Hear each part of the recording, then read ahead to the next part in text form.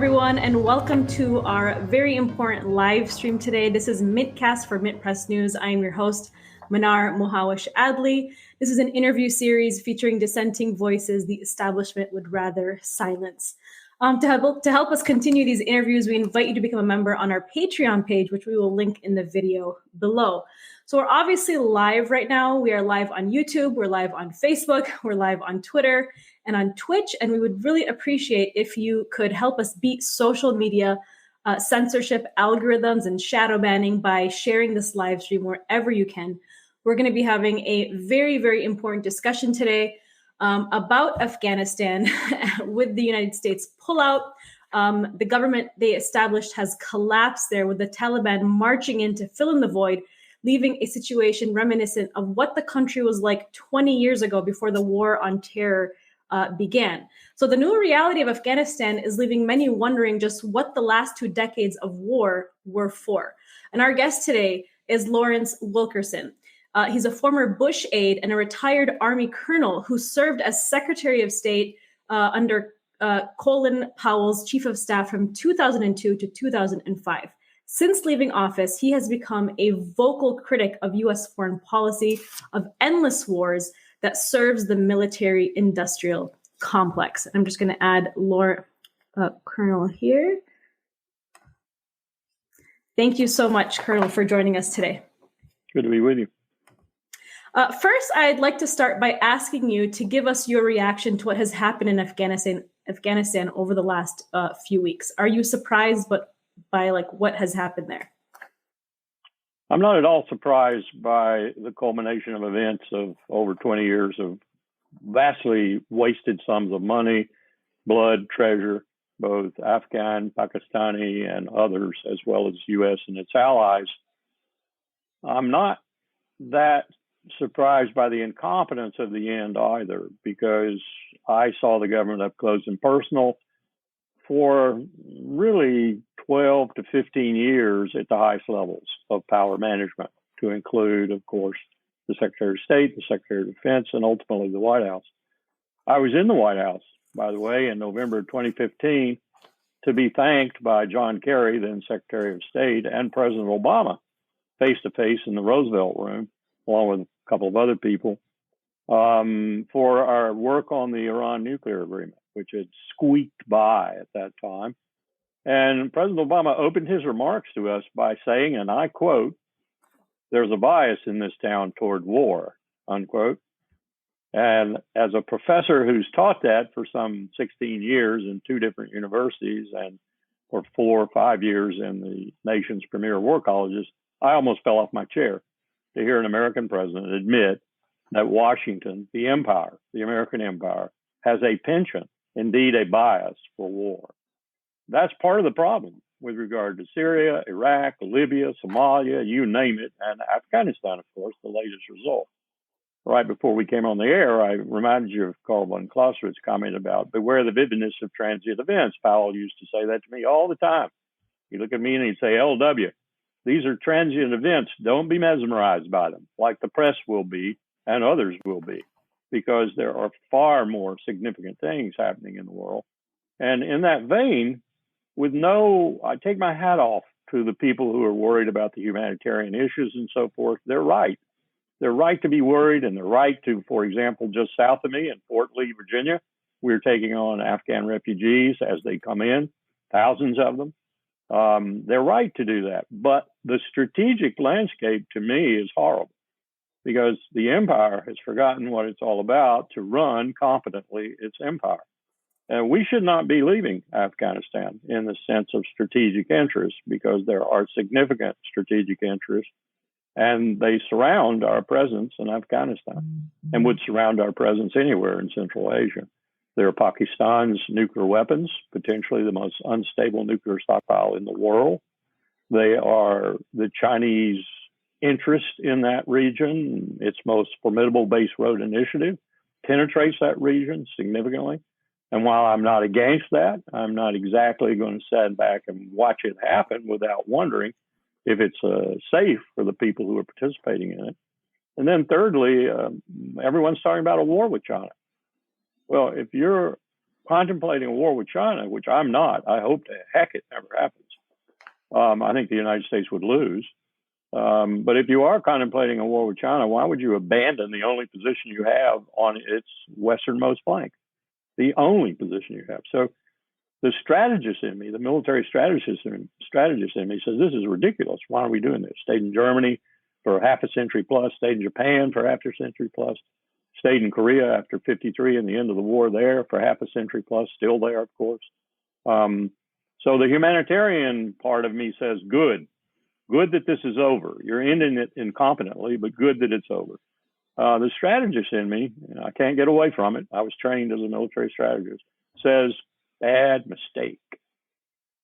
So I think those are two contradicting answers. And I think a lot of people listening to this are wondering, what is the best route out of Afghanistan? How would the United States form peace in the region? I don't think you can bring about peace in a region from the Red Sea, the new cockpit of strategic competition, to be sure, far more important than the Persian Gulf now, to Lebanon and on up to Afghanistan and across to Pakistan, Uzbekistan, that portion of India, which Pakistan threatens, which climate change threatens majorly because the Himalayan glaciers are melting. And we've already seen confrontation over the water that's left in Pakistan and Western India. We're going to see more of that. So I think we have done our level best, or worst, if you prefer, to destabilize the Levant and to destabilize all that region.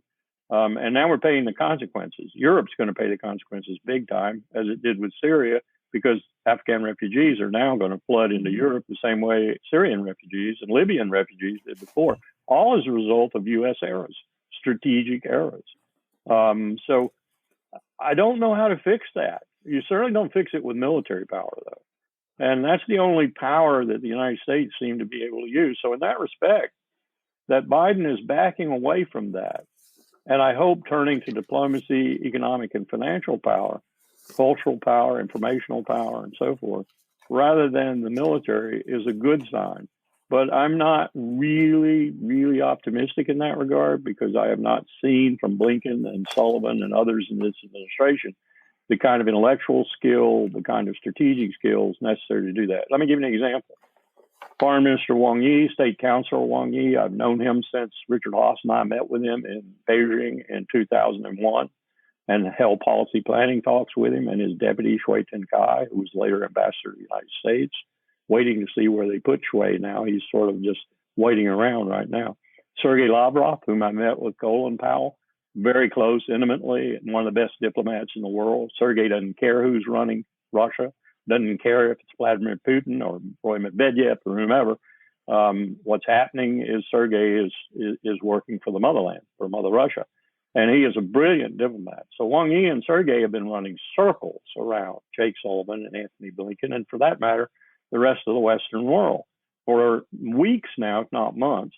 And that disturbs me, because what we're seeing, for example, is Iran becoming a member of the SCO, the Security Cooperation Organization, already in the, shall we say, the near abroad of China and Russia, already ready to do things with them.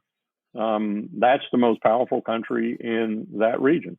It's the most homogeneous country in that region. I don't care if they have a theocracy in charge of them. Israel has a theocracy in charge of them. And I'm more frightened of the theocracy in Jerusalem than I am the theocracy in Tehran. So we have really left a mess in the Middle East and North Africa. And I don't know how we're going to clean it up. I'm not a miracle worker. I have tactical suggestions, but I don't have strategic suggestions other than don't use the military instrument because it doesn't work. And the last 25 years or so, indeed the last 60 years, should have proven that to the empire. And, you've referenced the United States military as a U.S. empire. U.S. documents show that Washington has been for some time planning to shift its focus from the Middle East to confront Russia and China, as you just mentioned. Is the Afghanistan withdrawal a point of reference in this? And are you concerned over high intentions with these two nuclear states? I mean, you mentioned, the instability in Pakistan, but how does this work with China and Russia? Yes, yes, and yes to your specific Right. questions. This is not a smart move, as I indicated before, with regard to either of these conflicts. If it is a move that signals shifting power, military power, hard power, as well as other power, to a China-Russia focus, that's another matter, but it's hard for me to see that. Very hard for me to see that, because the real focus with China, the dangerous focus with China, is twofold: the South China Sea and the overweening claims that China has made there, and Taiwan, even a far more difficult problem. China is the hegemon in that area now. We are not. We've lost that. We're done. We're toast. Put a fork in us. We're over in terms of that region. China is the dominant power. The Japanese have recognized this. That's the reason you see the Japanese getting a little more concerned about freedom of navigation operations, about the South China Sea, and so forth. If you wanted to really, really get Beijing's attention, if you thought war was imminent and you wanted to get their attention, you would back off Japan. You would turn Japan loose. You would say to Japan, nuclear umbrella is no longer a guarantee for you. You're on your own. We're still your friend and ally. We always will be. But you're on your own now in terms of security. The U.S. nuclear umbrella no longer extends to Tokyo. Watch the Chinese get concerned then, because then they got to look in two very distinct directions at the same time. And Japan has the capacity, and this is not a positive in my mind, but it's a reality, to be a full-up nuclear power in 18 months. They have one of the most sophisticated nuclear industries on the face of the earth. So we're not playing this game very smartly. With regard to Europe and Russia, we're not playing it very smartly either. I had a cold call from a Norwegian member of parliament recently who asked me, cold call. I pick up the phone and he identifies himself, and I Google him real quick and I see he's what he says he is. And he says, I would like your opinion on whether or not the United States will honor Article 5 of the NATO treaty if the Russians show up in Norway. I said Article 5 is an attack on one, is an attack on all. It commits us to nuclear war, if necessary, with Moscow. I thought for a moment, not long, and I said, because I've been asked this question before, no. No one in America is willing to die for Oslo. No one in America is willing to die for Tbilisi or for Montenegro or whatever. So this is absurd what we've done, extend Article 5 to all these new NATO countries. What we're doing is killing NATO. We're destroying it. I don't know how you get around that. And of course, the Norwegian member of parliament said, well, look, we've been doing all these things. We've been going to Libya. We led the Libya bombing raids. And I said, are you kidding me? I didn't know that. I did not know that. And he said, yes, our jet pilots led the bombing raids in Libya. Well, why do you think you did that? Well, we did that because we wanted to guarantee your loyalty in fulfilling the NATO commitment. I said, well, that was a bad bargain. That was truly a bad bargain. I didn't know anything else to tell him. I was going to be honest and straightforward and candid with him. And I told him, I said, no American is going to bless its president. Now, that doesn't mean the president isn't going to do it. But no American, no citizen, I don't think, of sane and sober mind is going to bless using nuclear weapons with Russia and suffering the response from Russia or China in order to fulfill Article 5 of NATO's treaty. So this is an absurd thing we've done, extending all these commitments without the American people really understanding what we're doing. Well, and it seems like you're really driving the point that, the images that we're seeing out of Afghanistan are really not what the story is about. It's more about this geopolitical positioning of the United States and this nuclear arms race. Am I understanding that correctly?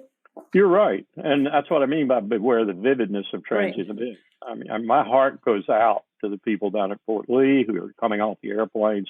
My heart goes out to all those people we've seen in the tragic scenes from Kabul and the surrounding area. My heart goes out to all the people who work for us tirelessly for 20 some odd years, some of them that length of time, many of them for 10 or 11, and who now can't get SRVs, can't get visas into the United States because of the delinquency and incompetence of the U.S. Department of State. And because there are so many Republicans in particular, but a few Democrats too in the Congress, who say, oh, no, you'll let terrorists in. You'll let terrorists in. Well, as one of my Marine friends said to me, I told them, I can certify this guy's been working for us for 12 years. 12 years and he's never turned on us. He's been in life-threatening situations. He's been wounded. And you won't give him a visa? No. He might be a terrorist. We've got to vet him. We've got to deep background check him. Oh, come on. This is the kind of stupidity we've been up against. But that said, these are transient events. Meanwhile, the world is shifting in ways that are very inimical to U.S. interests and to Western international, what I would call Western liberal democracies' international interests. Brexit, same thing. Brexit was a blow to all that we've built, we being all the Western allies and Japan over the past 70 years. Brexit was a shot in the chest, if you will. You know, what do you mean you're leaving Europe? This is crazy. This is antithetical to everything we've tried to do over the past half century plus, and yet it happened. So it's falling apart, even as we look at it. And do you see this as the U.S. losing its standing in the world? I do see that to a certain extent. And when I say the U.S., I mean the empire. Yeah. I always try to separate America as created by the founders, most of them anyway, from the empire. Because while Washington and Jefferson and others spoke of empire, they spoke of an empire of freedom, an empire of enlightenment, an empire of human dignity and respect for human rights. And that's not what we're talking about. We're talking about an empire of aggrandizement, aggression, imperial wars from one end of the planet to the other. My God, we're flying drones in 9 countries with whom we aren't at war, and some of whom we're killing people. This is not what Jefferson and Washington and Franklin envisioned. So I carefully delineate between the empire that we built since World War II and the republic we had before that. It always had a tendency. Look at the war with Mexico, for example. As Ulysses Grant said, in his view, it was it was a horrible war. It was a war of aggrandizement. It was a war for territory. That's all it was. And worse, probably, and Grant knew this, it was a war to keep slavery going because we needed Texas in order to appease the slaveholders in the South. And that really was what the war was all about. And Grant saw the Civil War coming sometime in the future because of that war. He was right. So it's not like we haven't had this tendency in our midst before, but we've never put it out as the forefront of our policy in the world until post-World War II, and particularly Reagan forward. And, you know, you obviously have spoken a lot about the concept of U.S. empire, which is very much driven by the military-industrial complex.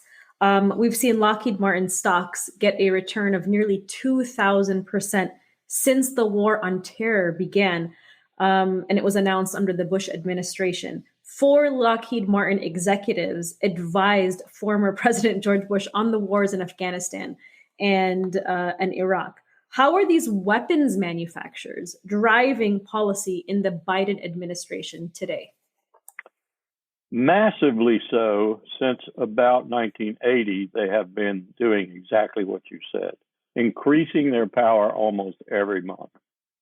I don't know enough about Biden's interior policies to say that he's, as president, continuing that. I suspect he is, because it's almost impossible to not do so. It's become so entrenched. But I can say categorically that Biden, as a senator, helped it majorly. So he's not innocent as president if you look at his senatorial career. One of the friends of the military-industrial complex, as are so many congressmen who get their coffers filled, their political bank account, if you will, filled by Lockheed Martin, Raytheon, Boeing, and others. But one of the things Afghanistan has been that no one really, other than people like you and me and Danny Surgeon and Eric Edstrom and others of that ilk, has been saying is that this is a cash cow. Afghanistan was a cash cow for military contractors, for military companies, all throughout the past 20 years. They made fortunes, as you just pointed out, with regard to Lockheed. Let me point out something else with regard to Lockheed. A former CEO of Lockheed came in to give us some advice when I was working for Colin Powell when he was chairman of the Joint Chiefs of Staff, 1989 to 1993. We were downsizing the military by about 25% and a commensurate amount of the defense industrial base, the military industrial complex. He said to us, you know what you're going to get if you do this? you're going to get about 6 or 7 big contractors at the end of your process. And they're going to collude, and they're going to form monopolies, and they're going to build shitty products, pardon my French. They're going to charge you a maximum amount of money for those products, and they aren't going to give a rat's rear end for you. That's exactly what's happening. So you get Lockheed has Raytheon as a sub, then Raytheon is the prime and has Lockheed as a sub. And they build things like the F-35, which the last time I checked had a fully mission capable rate that made it something like, as the chief of staff of the Air Force himself said, a Ferrari. You'd only take it out and drive it on Sundays. Hope our enemies feel that way too. This is an aircraft that's a disaster, and Lockheed made it. And there's so many other things Lockheed has made that are disasters. What they do is they monopolize the industry. They build really bad products, and they charge a maximum price for it. And I'm sad to say that most of the military leadership goes along with them, because as soon as that leadership walks out the door of the Pentagon, they've got a 6 or 7 figure salary working for or on the advisory board or both of one of those defense contractors. It's a real thing we've set up here to destroy the empire, and it's eating away at the empire every day. And are there more people like you within government today that are speaking out against this military industrial complex and endless war? And do you think that they are effective? There are some. They usually wind up being, quote, whistleblowers, unquote, although today our whistleblower protection is so bad that most of them wind up going to jail. I said to someone the other day, someone who wants, I remember this young man, Hale, who was tried in the court in Alexandria for letting secrets go about the drone program. And my son's a drone pilot for the United States Air Force, actually for the Tennessee Air National Guard. But he's brought to active duty a lot of times, especially when he has to use the drone in a way that's, shall we say, offensive in both senses of that term. And so this guy Hale goes before the judge in Alexandria, and he gets convicted. I think he was given 4 years.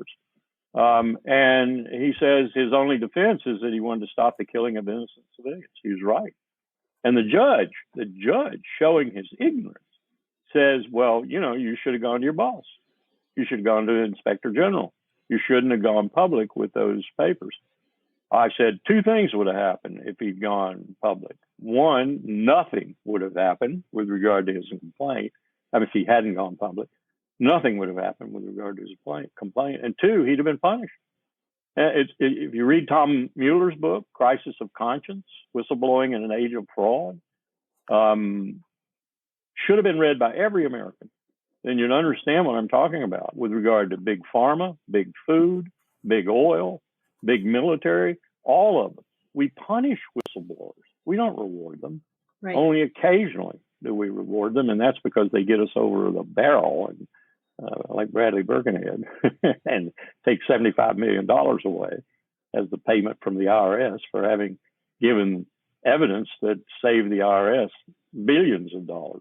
And could have saved them a lot more had they gone after all the people Bradley revealed. People like maybe a former president and his wife and others who are involved in this scam of hiding their money overseas and not paying taxes in the United States. It's become de rigueur to do that. If you're a billionaire, you don't pay much tax. So you mentioned that the United States right now, through the State Department and its immigration policy, is basically refusing to take in refugees because of, suspecting people as being terrorists. Yet the United States is actively destroying entire countries like we did in Libya, in Syria, and Afghanistan. Afghanistan specifically, we created a refugee crisis of over 37 million people. And a lot of those people have flooded countries like Iran. Do you think part of destroying these countries and creating these refugee crises is also a tactic of destabilizing neighboring countries like Iran economically? Because how can countries that are already struggling under US sanctions like Iran really take care of, millions of refugees when they're already struggling to take care of their own population? That's an excellent question. And I'll answer it by saying I am quite confident, I've seen the plans, that neoconservatives from 2001 to 2005 when I was in government. I mean, people like Richard Pearl on the outside, Bill Kristol on the outside, and on the inside, Paul Wolfowitz and Douglas Feith and a host of others, thought that if they put Persian against Persian, Arab against Arab, Persian against Arab, and vice versa, that they would so roil the Levant that Israel would be safe. That was part of their strategy, was to put it in flames, but let the flames not touch Israel. Let Israel sit there as a bastion of democracy and freedom and liberty and economic success, while all these Arabs and Persians were killing each other. How's that worked out? I'd want to ask Jerusalem right now, because I'd want to ask Bibi Netanyahu in particular, because Bibi helped design this strategy. I think they've jeopardized Israel's future. In fact, I said the other day, I said publicly, I'm not sure Israel will be here in 25 years. If it is here, it'll be an apartheid state. It won't be a democracy. It will be overwhelmingly authoritarian. It'll be a theocracy in that authoritarianism. And I don't feel very confident of Israel's future. So that's what we've done. Rather than protect Israel, we made Israel's future in jeopardy. But that was their plan, was to destabilize the whole region. I'm not so sure there weren't a lot of what Michael Lofgren and others have called the deep state. And the deep state includes the CEO of Lockheed Martin, the CEO of Raytheon, and so forth. Big food, big pharma, all these Monsanto, all these people who rape, pillage, and plunder the world from time to time. It includes them, and I'm not so sure they weren't complicit in this, at least not objecting, if not funding some of the things that were done. Because I'm convinced after the Fed meeting in Jackson Hole, this most recent meeting, where they decided to buy BlackRock's plan, going direct is what BlackRock called it. Well, going direct means cutting out the middle.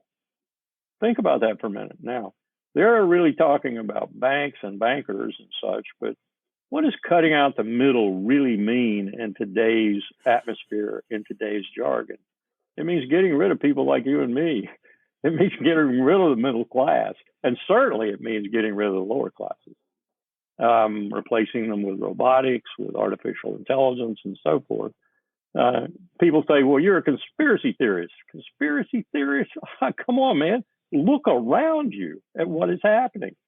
One of the things that's going to come out of this going direct BlackRock plan, decided by the Fed in Jackson Hole, is no more cash. Think about that for a minute. For people who don't, these people have no clue. Go to Missouri. Go to half the districts in Missouri and you'll find people who don't even have internet access, let alone own a credit card, let alone want to own a credit card. So what are you going to do to all these people when you say no more cash? Not accepted. You must have a piece of plastic, and it must be our piece of plastic. Or you must have a few Bitcoin. Or you must have this digital equivalent of what used to be currency and cash. This is a very blatant attempt to get rid of some of us. And what better way to get rid of some of us than to have endless wars? Well, I think you just described our heading into the techno-tyranny state that we've talked about. And moving along into the cashless society is something that we've actually talked about at Mint Press, especially during this COVID pandemic. I mean, this is, this is a time when the technocrats are using the pandemic as an excuse to push these kinds of policies.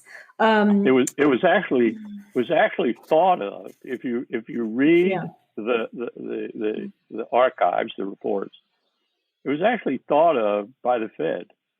It was thought of in terms of, because before they knew anything about the pandemic, it was thought of in terms of, we need another 9/11 type event. Yeah, we need another deep crisis. Right. Whoa, and it came right along. Absolutely. No, there's no question that that's where we're headed now.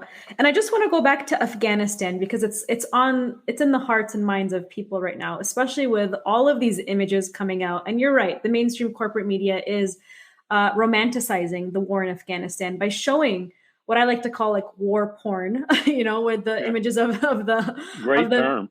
the military personnel holding the babies. I mean, they're really just romanticizing the military. Yet for the last 20 years, we've had barely any coverage about what has truly been taking place in Afghanistan, the longest lasting, most expensive war in the U.S. history. And so I want to go back to Afghanistan to talk about. Let me just make one comment there. Sure. I take your comments personally, not negatively, but because of the discussion my wife and I had this morning when she was going on after watching CNN and one other cable news network. I said, where were all these people when the Israelis were killing all those babies and little children in Gaza? Exactly. Yeah. There has obviously been no coverage of Israel's massacre in Gaza, just a couple of months ago. There was nothing. Don't get concerned about that because that shouldn't concern you. Exactly. But regarding, reading reports like the Afghanistan Papers, for example, and the Special Inspector General for Afghanistan Reconstruction, it seems clear that those at the top knew for years the outcome was virtually inevitable. Why then do you think that this campaign continued on for so long? I think primarily because it was what I call a cash cow. And I don't mean just for the complex, for the Lockheeds and others. I mean for the generals, too. Let's face it. We had generals who went to Afghanistan, failed spectacularly, came right out and became chief of service. Left the Pentagon after being chief of service and went out to be advisor to Raytheon on a board where they got $600,000 a year for doing nothing but sitting in 2 board meetings every year. So it was very profitable. Whether you're winning or losing doesn't really matter. In fact, you almost want to be losing at least a little bit so that you can continue to demand troops, to demand money, to demand a military budget, and so forth. You have to do that in order to keep the cow alive, and that's what Afghanistan became. It became a really, as Lincoln said. Lincoln's expression was there's too many pigs for the teat. Well, he was talking about patronage. I'm talking about war. There's so many pigs out there that you got to feed and you got to pay that you need a lot of war. And by God, for the last 20 years, we've given the world a lot of war. Absolutely. And speaking of war, we're just going to take a couple of questions from our viewers since we have a big audience right now watching us live. We want to talk about, let's see here, accountability. Okay.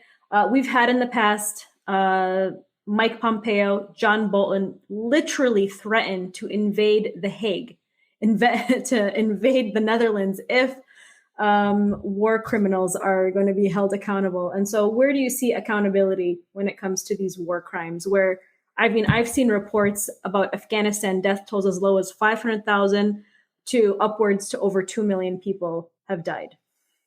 It won't go anywhere. Read Eric Edstrom's book. Eric was a West Point graduate, an old Guard commander, the most prestigious unit in the Army. And Eric has written a book that's just excoriating with regard to the civilian casualties and so forth in Afghanistan. Needless civilian casualties, mind you. But if you come back up to the level of the power management in this country, though, and you start talking about things like that, look at what we've been trying to do, we being the North Carolina Commission of Inquiry on Torture. The CIA ran 2 of its, one really big air operation through North Carolina, which gave us the right to do this. And we can't even get Mark Warner, the senator from my state of Virginia and a Democrat, to listen to us about releasing the torture report, the 6,000 pages that would send some people to jail, probably. I don't think they'd be able to avoid accountability because it's so graphic and so detailed. That's why they won't release it. That's why Richard Burr, that wonderful person from North Carolina who was chairman of the Senate Select Committee on Intelligence at the time, restricted it and wouldn't let it go out. But now we've got Democrats in charge and they won't let it go out. So accountability in this empire, not going to happen. We have another question from our audience asking, is this the end of liberal interventionism? I hope so. But I said that after Vietnam. I said that midway through Iraq. I said that as Obama launched Libya. I said that as we contemplated Syria. I was so happy that Obama didn't let that red line business get him to put major forces in Syria. But still, we still had forces in Syria, still do to this day, illegally in Syria. Nobody asked us to go there. Bashar al-Assad didn't ask us. It's insane. That question is a good question too. Let's see here. Does Biden Pentagon supporting withdrawal while establishment media politicians attack show the contradiction in U.S. empire? Does the Pentagon see the limits while weapons manufacturers don't? That's a difficult question to answer because I think the liaison, as it were, between the Pentagon and the defense contractors is so tight now that it's difficult to distinguish between them. But there are still some people in the higher ranks of the military who realize what's happening. And while they want to protect the country, as is their charge and their mission, from such threats as China and Russia, and maybe even believe that those are genuine threats if postured in one way or the other that might be more threatening, particularly China, they still don't know how to break away from what we've created. They don't know how to get out of this miasma that we've created, which sucks at them every day, pulling their boots down, their feet down, and everything else. Yeah. Even if you care, even if you want to change things, when you start trying to, you wind up creating enough enemies that you don't survive. One last question for you, Colonel, about the Taliban. The Taliban that we're seeing within the media today is talking about women's rights and escalating tensions, yet the media is showing them through this light that they are backwards and radical. I don't know what the truth is. What is your perspective on the Taliban today? Is this the same group that ruled, I guess, in the last? Is this the same group of Taliban with the same ideologies as 20 years ago, or are we seeing a new Taliban rule Afghanistan, and where are they headed? The only thing I have to base any real assessment on, and still it's sort of scientific wild ass guessing, as we used to say in the military, is the talks with Zal Khalilzad. While I don't hold out any respect much for Zal, because I think he, speaking Urdu and Pashto both in the talks with the Taliban, and often being the only one who did other than the Taliban, I'm not sure anyone really knows what Zal negotiated. And that was Zal's purpose, I'm sure. But even with that, I think we probably are seeing a Taliban leadership, not necessarily rank and file, but the leadership's got to exercise some kind of control over them, or it won't be a success for the Taliban ultimately. But I think we're seeing a leadership that realizes a few things. It's just concluded a deal with Iran, for example.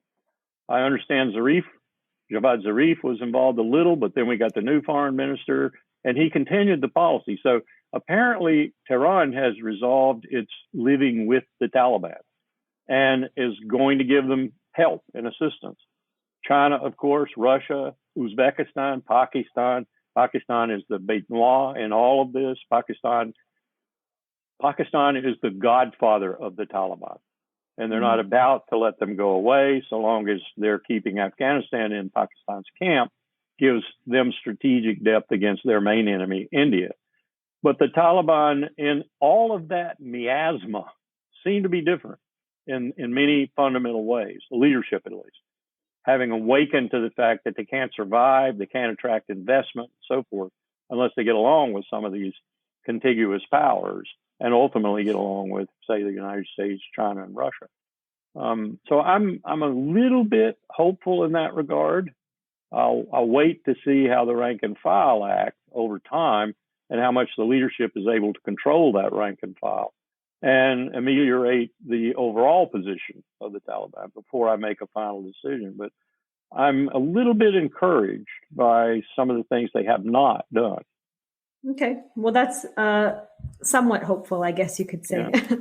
Yeah. I don't know any other way to be these days. There's not a whole lot the empire's doing that would get my hopes up. Well, you've seen and worked within the U.S. military and government for so long that you've probably seen it all, so nothing really surprises you anymore. Yeah, absolutely. So, Colonel, I know you have to get going. You have another interview coming up, so I don't want to take up too much of your time, but it was a real honor to have you here and to have you share your depth of knowledge on this issue. Really appreciate you joining me today for this Mintcast live stream. For all of those watching today, this interview is going to be live on our YouTube channel. I think it usually posts immediately. And so we ask everybody to support this by becoming a Patreon member on our website, and then also to continue to share this live stream and videos wherever you can to help us beat social media algorithms. Thank you guys so much for joining us today.